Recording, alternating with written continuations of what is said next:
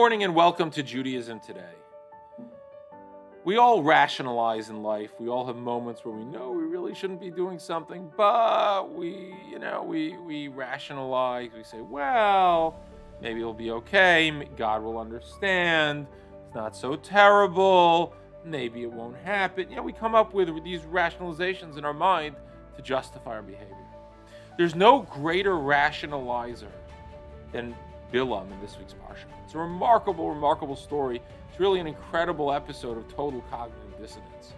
Bilam is a prophet of God. He can speak to God. And he is asked, he's hired to be a mercenary prophet to go curse the Jewish people. And he says, well, I can't do that unless I ask God if it's okay. Can I curse the Jewish people? God says, no, you can't curse the Jewish people. They're my people. I love them. Can't curse them. No deal. Okay, so he tells them I can't go. Then he says, then they come back again. No, we really want you to curse them. He says, let me ask God again. He already said no. He says, well, he turns to God. God says, no, you can't do it. They're my people. I love the Jewish people. You can't curse them. He says, well, I'm doing it again. And what happens is he proceeds to go,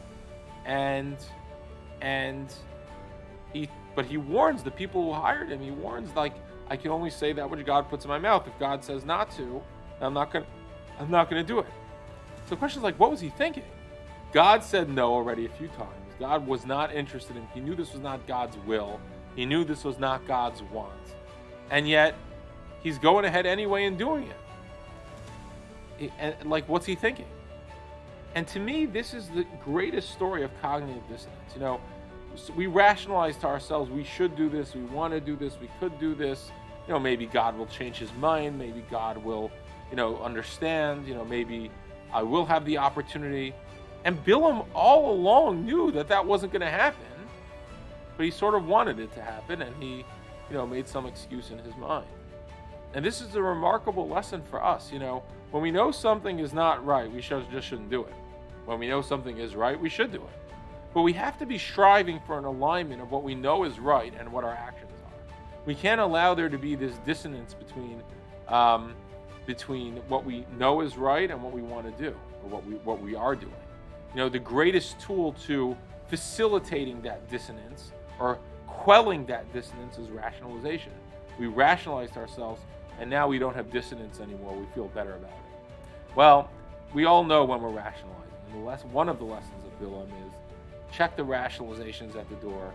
Let us not allow cognitive dissonance to seep into our lives. Let's align what we know is right with what we're doing, and in so doing, always be on the same page as God. I hope you enjoyed that episode of Judaism Today.